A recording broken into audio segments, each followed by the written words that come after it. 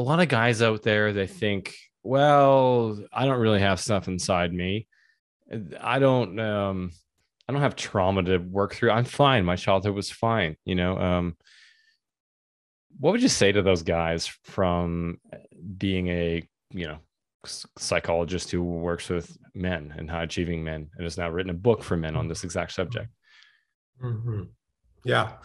Well, I think it's true that we all have this sort of unique way that we're brought up in the world.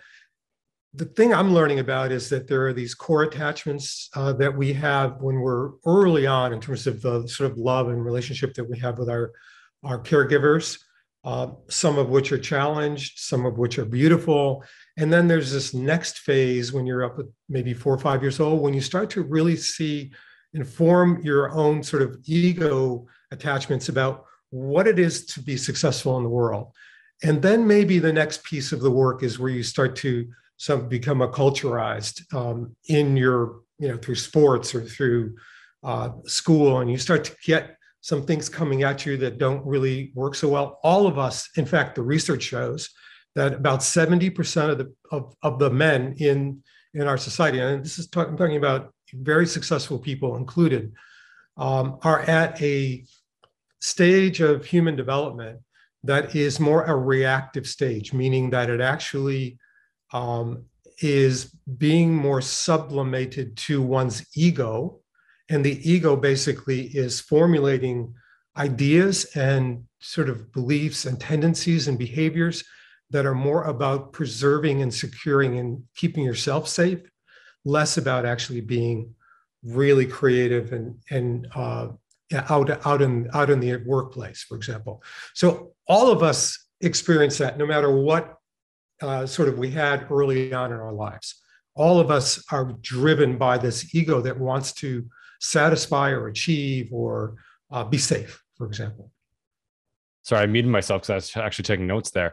I can see so much of that in myself as well. And for me, I do see the ego side of it. For me, it just felt like there were these emotions that would come flying out of me.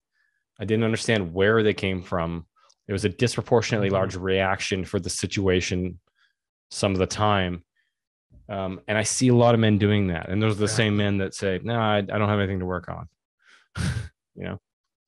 Yeah, that's exactly it. And that's really the place to look. Like the place to start is to look at your feelings, which many of us really have a challenge even identifying.